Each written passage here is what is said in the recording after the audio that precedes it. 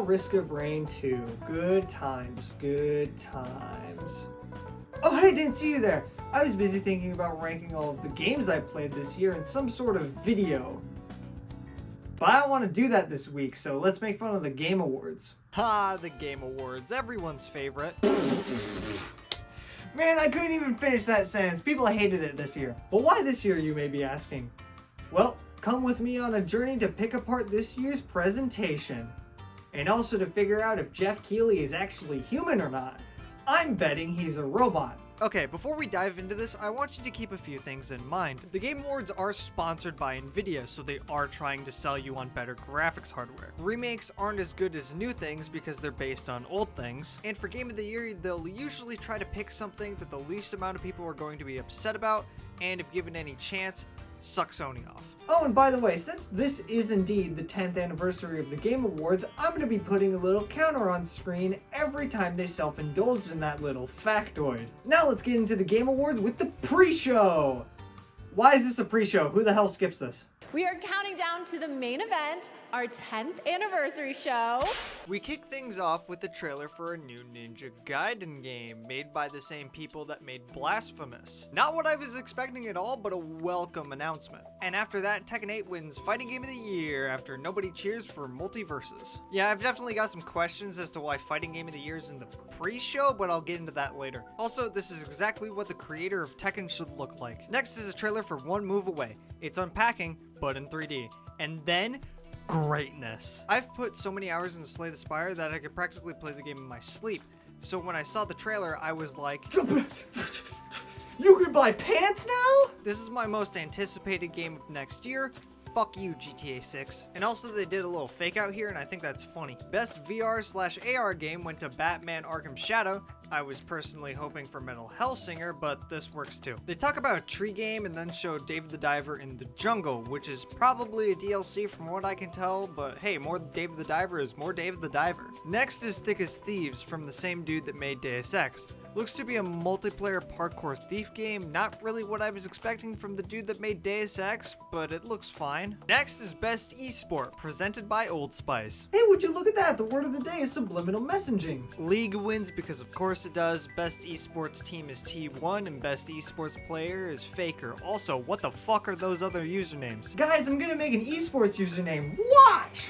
Oh, and then after that, they decide to reveal only the coolest thing ever. Shadow Labyrinth is what happens when you leave Pac-Man, Blasphemous, and Linkin Park in a room together for too long, and I am all for it. And then it's followed up by a mobile game made by the same dude that made Virtua Fighter. Looks pretty good, but it's a mobile game, and he should be working on something else, I think. Hey, look at that! The second word of the day is foreshadowing. Games for Impact is a category for games with positive social messages. Needless to say, I think Balatro should have won this one, but it's won by a game I've never heard of. Next, they show the Hobbit Animal Crossing game, and holy shit, pop filters come in other colors? They show off a Roblox game, this thing is a little teaser for the next Black Mirror season, and then after that, they show off Phasmophobia, but you have a gun. Time to show those ghosts who's boss. Innovation and accessibility is won by Prince of Persia. The people that made Core Keeper are making Terraria 2. I would call it by its name, but fuck, I can't pronounce that. Best family game is won by something that isn't Nintendo for once. They show off the Mario Strikers Sifu game and then show off Celestia 2, which from what I can tell, is basically just Baldur's Gate. That is it for our opening act, but the 10th anniversary show. Now on to the actual show, I guess. The potential android himself walks on stage, talks about how the Game Awards is 10 years old, twice. 10th anniversary, welcome. Let's get this anniversary started. And gets interrupted by the Muppets shitting all over him. And then he invites Troy Baker and his son on stage. Game Awards for the last decade has celebrated. They tell Harrison Ford to get on stage and he presents Best Performance. That's won by Hellblade 2. I guess this is just the Hellblade category. Congratulations to the Game Awards for 10 incredible years. The Witcher 4 gets a trailer. They appear to be swapping to a female protagonist for this one. Damn it, I can't view upon Geralt washing his fat cock anymore. This trailer really makes me want to play a Witcher game, actually. And this one I have a feeling is going to be very well baked upon arrival because I know CD Projekt Red does not want another Cyberpunk situation. Right now, I am proud to present a brand new standalone game. Please watch. Yeah, I'm definitely leaning more towards robot now. The next Elden Ring game is shown off. Apparently this one's a multiplayer battle royale from what people that played it were saying. Hey man, if anyone can pull off something like this, it's the Elden Ring team. Final Fantasy VII Rebirth is coming to PC. I thought it was already there. Black Myth Wukong wins Action Game of the Year. For our 10th anniversary, Footage for the next Team Eco game is shown to exist, and that's about it as far as I could tell. The theme to Civ 7 is played. God, I can't wait to listen to this while playing as Abraham Lincoln min-maxing into nuclear weapons. The Outer Worlds 2 is shown off in a very self-aware trailer, and then the dude with a nose so large only he could have made a way out comes on stage. He says some swear words and then shows off it takes two different genres. And one of his daughters looks fucking pissed about it. now when we created the TGA in 2014, Jeff talks about how there's been a bunch of layoffs in the game industries and then brings out Amir Sadvat, who has helped a bunch of game devs get back into jobs. He's done it all for free, and honestly, he just seems like a really nice dude and probably one of the most memorable moments of the show. And then they followed it up with a Steel Hunters trailer, one of the most forgettable moments of the show. A Long Dark 2 gets revealed. I remember playing this game a while ago, but never getting too far into it. Holy shit, it's the dude that fucked up Risk of Rain 2. Everybody at Gearbox is watching right now. When they should be fixing Risk of Rain 2! Borderlands 4 gets a trailer. I've never played a Borderlands game, so I don't know what makes this one different from any other one. Anyway, Clive from Final Fantasy 16 is coming to Tekken 8. Oh, that's why they did it, because 8 is half of 16. Most anticipated game of next year is... What do you think it was? I'll give you a hint. It rhymes with Band Beth Botto Bix. Best multiplayer goes to Helldivers 2, best community support goes to Baldur's Gate 3, and best art direction goes to Metaphor. 21 Pilots does a performance for Arcane, which is really funny because it got beat by Fallout. A new Virtual Fighter game gets announced, which is cool. I'll probably play that. And then it leads into Project Sentry, a new game from the Yakuza / Like a Dragon devs. Congratulations on TGA's 10th anniversary. Kojima comes out and presents best game direction, which is taken home by Astrobot, I think.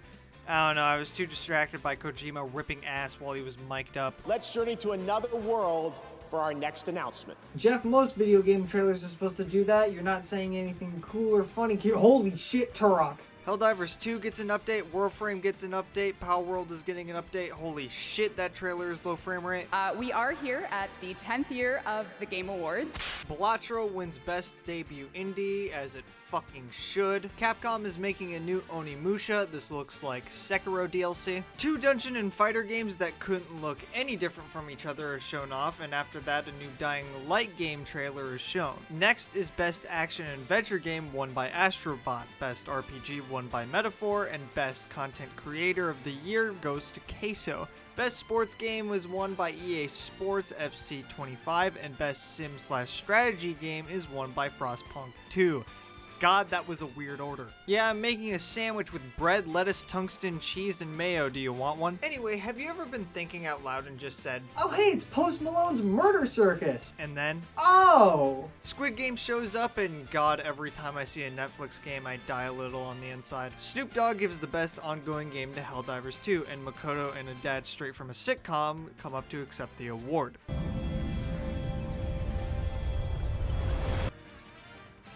God damn it, I guess 1 point to human. The Overcooked devs are making a new co-op game called Stage Fright, and Joseph Fares is probably seething because his trailer about 2 people in different worlds isn't as good as this one. They're making a new Game of Thrones game, and Screamer actually looks fucking cool, and nobody acknowledged it. Best adaptation is won by Fallout, mostly because Arcane is really good, so that makes it a bad adaptation. Den of Wolves is Cyberpunk Payday, anime. Could you tell I was getting tired when writing this script? Snoop Dogg performs, and the best music is won by Final Fantasy VII Rebirth. Now, why Persona 3 Reload wasn't even in the running? Remember guys, the Game Awards hate remakes. Pay attention. Sonic Racing Crossworlds. It exists. In some form. I guess. Mafia the Old Country gets shown off. Best independent game goes to Balatro, as it fucking should. Best mobile game goes to Balatro, as it fucking should. Best audio design goes to Hellblaze 2, as it, you know what, I really don't have an opinion about this one. Player's Choice is a category 100% decided by the community, which goes to Black Myth Wukong. Jesse from Breaking Bad comes out to tell us about Dispatch, a game made by a bunch of old Telltale devs and has a lot of YouTuber cameos in it. Sam Lake presents Best Narrative, which is won by Metaphor. Jeff mentions it's an anniversary show again, and holy shit, Okami sequel? I hope that's not the final name of the game, but honestly, who really cares if it is? It's a new Okami game. I never thought I would ever see this. And that's where the Game Awards should have concluded. And the final announcement is Naughty Dog's new game, and all I can say about it is that I like the aesthetic, and that's about it. The director of Baldur's Gate 3 gives a speech, and then the TGA Orchestra does a medley, aka we get to see Flute Guy again. And then finally, Astrobot wins Game of the Year, and a lot of people are really pissed off about that. That is going to do it for our 10th anniversary of the Game Awards. Now, continuing with the idea that the Game Awards would choose the safest game to be Game of the Year, doesn't like remakes and also likes to suck off AAA cock a lot, let's look at the games lineup for this year. Final Fantasy VII Rebirth is based on an old thing. I know it's a completely new thing, but it still shares the name of an old thing. The Elden Ring DLC is that DLC. People would have been very upset if this had won, even if the DLC contained the second coming of Christ. Black Myth Wukong! Yeah, IGN would have fucking killed them if they picked this one. Balatro is nearing perfection, but it is an indie game, and those don't generally sell graphics cards. And Metaphor was extremely solid, but as far as I could tell, not Game of the Year worthy. Also, 2 people played it because everyone else that wanted to play it was still playing Persona 3 Reload, leaving Astrobot, which from everything I could tell about it was on par with a 3D Mario game. Which, hey, any of those could win Game of the Year in any year they came out, and I wouldn't even bat an eye. And what did we learn today? People would have a much better time if they just treated the Game Awards like how I treat the Super Bowl.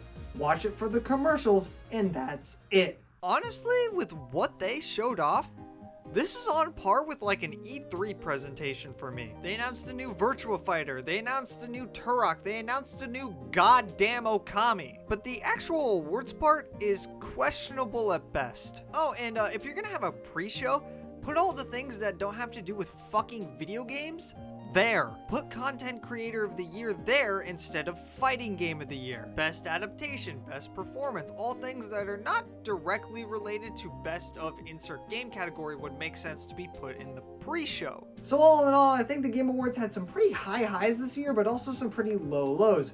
Those low lows basically being anything that wasn't a trailer. But one question remains. Is Jeff Keighley human? And after looking at the data, honestly, I've never seen the Muppets shit on a robot, so I don't know why they would start now.